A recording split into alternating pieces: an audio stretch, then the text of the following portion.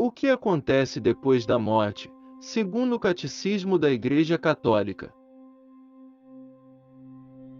O cristão, que une sua própria morte à de Jesus, vê a morte como um caminhar ao seu encontro e uma entrada na vida eterna.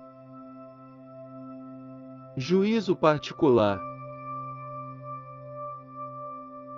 A morte põe fim à vida do homem como tempo aberto ao acolhimento ou à recusa da graça divina manifestada em Cristo.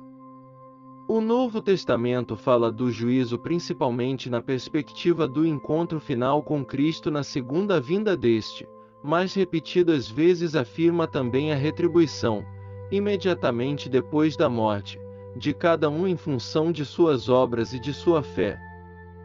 A parábola do pobre Lázaro e a palavra de Cristo na cruz ao bom ladrão, assim como outros textos do Novo Testamento, falam de um destino último da alma pode ser diferente para uns e outros. Cada homem recebe em sua alma imortal a retribuição eterna a partir do momento da morte, num juízo particular que coloca sua vida em relação à vida de Cristo, seja por meio de uma purificação, seja para entrar de imediato na felicidade do céu, seja para condenar-se de imediato para sempre. O céu. Os que morrem na graça e na amizade de Deus, e que estão totalmente purificados, vivem para sempre com Cristo. São para sempre semelhantes a Deus, porque o veem tal como Ele é. Com nossa autoridade apostólica definimos que, segundo a disposição geral de Deus, as almas de todos os santos mortos antes da paixão de Cristo, e de todos os outros fiéis mortos depois de receberem o santo batismo de Cristo, nos quais não houve nada a purificar quando morreram, ou ainda, se houve ou há algo a purificar, depois de sua morte, tiverem acabado de fazê-lo. Antes mesmo da ressurreição em seus corpos e do juízo geral, e isto desde a ascensão do Senhor e Salvador Jesus Cristo ao céu, estiveram, estão e estarão no céu, no reino dos céus e no paraíso celeste com Cristo, admitidos na sociedade dos santos anjos. Desde a paixão e a morte de nosso Senhor Jesus Cristo, viram e veem a essência divina com uma visão intuitiva e até face a face, sem a mediação de nenhuma criatura. Essa vida perfeita com a Santíssima Trindade, essa comunhão de vida e de amor com ela, com a Virgem Maria, os anjos e todos os bem-aventurados, é denominada o céu. O céu é o fim último e a realização das aspirações mais profundas do homem, o estado de felicidade suprema e definitiva. Viver no céu é viver com Cristo. Por sua morte e ressurreição, Jesus Cristo nos abriu o céu. A vida dos bem-aventurados consiste na posse em plenitude dos frutos da redenção operada por Cristo, que associou à sua glorificação celeste os que creram nele e que ficaram fiéis à sua vontade. O céu é a comunidade bem-aventurada de todos os que estão perfeitamente incorporados a ele. Este mistério de comunhão bem-aventurada com Deus e com todos os que estão em Cristo supera toda compreensão e toda imaginação. A Escritura fala-nos dele em imagens: vida, luz, paz, festim de casamento, vinho do reino, casa do Pai, Jerusalém celeste, paraíso. O que os olhos não viram, os ouvidos não ouviram e o coração do homem não percebeu, isso Deus preparou para aqueles que o amam. Em razão de sua transcendência, Deus só pode ser visto tal como é quando Ele mesmo abrir seu mistério à contemplação direta do homem e o capacitar para tanto. Qual não ser tua glória e tua felicidade, ser admitido a ver a Deus, ter a honra de participar das alegrias da salvação e da luz eterna na companhia de Cristo, o Senhor teu Deus, desfrutar no reino dos céus, na companhia dos justos e dos amigos de Deus, as alegrias da imortalidade adquirida. Na glória do céu, Os bem-aventurados continuam a cumprir com alegria a vontade de Deus em relação aos outros homens e à criação inteira. Já reinam com Cristo, com Ele reinarão pelos séculos dos séculos. Purgatório. Os que morrem na graça e na amizade de Deus, mas não estão completamente purificados, embora tenham garantida sua salvação eterna, passam, após sua morte, por uma purificação, a fim de obter a santidade necessária para entrar na alegria do céu. A Igreja denomina purgatório esta purificação final dos eleitos, que é completamente distinta do castigo dos condenados. Pelo que diz respeito a certas faltas leves, deve crer-se que existe, antes do julgamento, um fogo purificador, conforme afirma aquele que é a verdade, quando diz que, se alguém proferir uma blasfêmia contra o Espírito Santo, isso não lhe será perdoado nem neste século nem no século futuro. Desta afirmação podemos deduzir que certas faltas podem ser perdoadas neste mundo e outras no mundo que há de vir. Esta doutrina apoia-se também na prática da oração pelos defuntos, de que já fala a Sagrada Escritura. Por isso, Judas Macabeu pediu um sacrifício expiatório para que os mortos fossem livres das suas faltas. Desde os primeiros tempos, a Igreja honrou a memória dos defuntos, oferecendo sufrágios em seu favor, particularmente o sacrifício eucarístico para que, purificados, possam chegar à visão beatífica de Deus. A Igreja recomenda também a esmola, as indulgências e as obras de penitência a favor dos defuntos. O inferno. Não podemos estar em união com Deus se não escolhermos livremente amá-lo.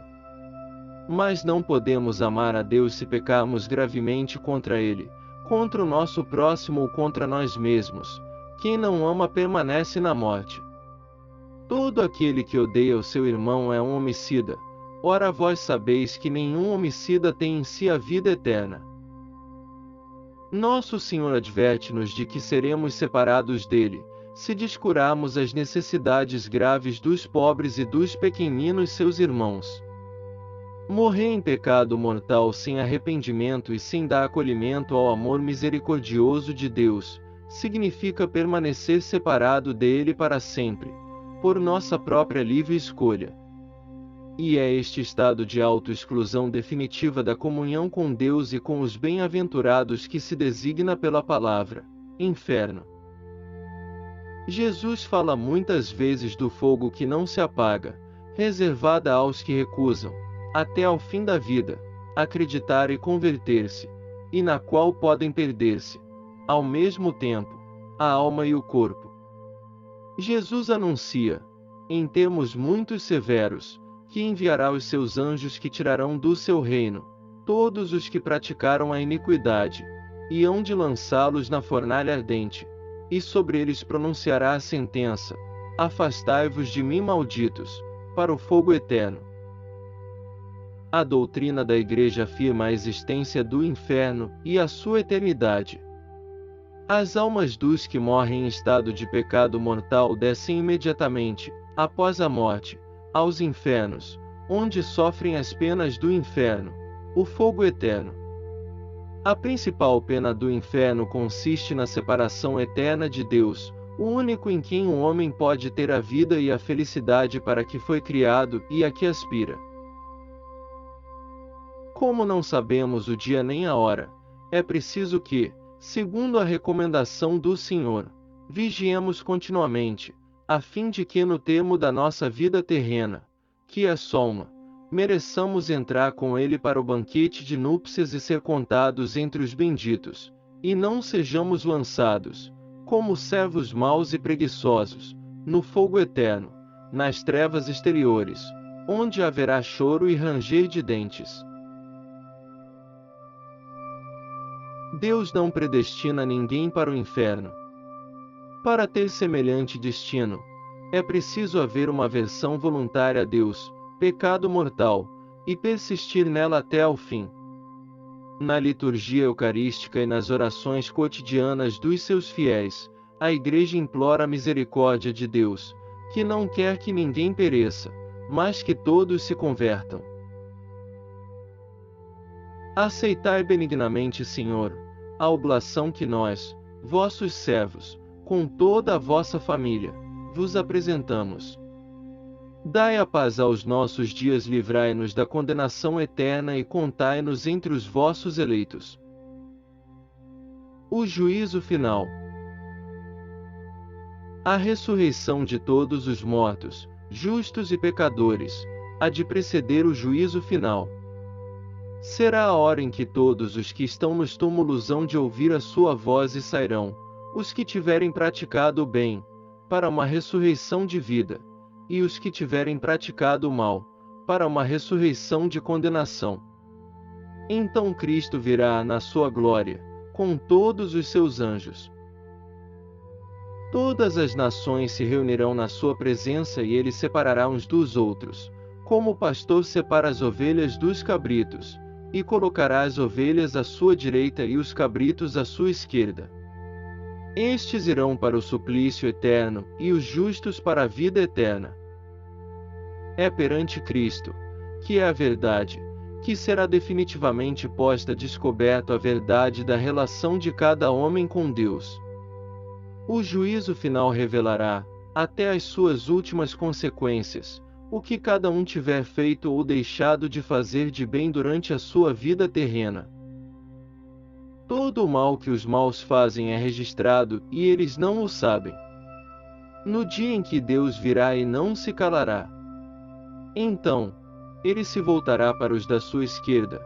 Na terra, eu tinha posto para vós os meus pobrezinhos, eu cabeça deles. Estava no céu sentado à direita do Pai, mas na terra os meus membros tinham fome. O que vós tivesseis dado aos meus membros, teria chegado à cabeça. Quando eu coloquei os meus pobrezinhos na terra, constituí os vossos portadores para trazerem as vossas boas obras ao meu tesouro. Vós nada depositastes nas mãos deles, por isso nada encontrais em mim. O juízo final terá lugar quando acontecer a vinda gloriosa de Cristo. Só o Pai sabe o dia e a hora, só Ele decide sobre a sua vinda. Pelo seu Filho Jesus Cristo, Ele pronunciará então a sua palavra definitiva sobre toda a história. Nós ficaremos a saber o sentido último de toda a obra da criação e de toda a economia da salvação, e compreenderemos os caminhos admiráveis pelos quais a sua providência tudo terá conduzido para o seu fim último. O juízo final revelará como a justiça de Deus triunfa de todas as injustiças cometidas pelas suas criaturas e como o seu amor é mais forte do que a morte. A mensagem do juízo final é um apelo à conversão, enquanto Deus dá ainda aos homens o tempo favorável, o tempo da salvação. Ela inspira o santo temor de Deus, empenha na justiça do reino de Deus e anuncia a feliz esperança do regresso do Senhor, que virá para ser glorificado nos seus santos, e admirado em todos os que tiverem acreditado. No fim dos tempos, o reino de Deus chegará à sua plenitude. Depois do juízo final, os justos reinarão para sempre com Cristo, glorificados em corpo e alma, e o próprio universo será renovado.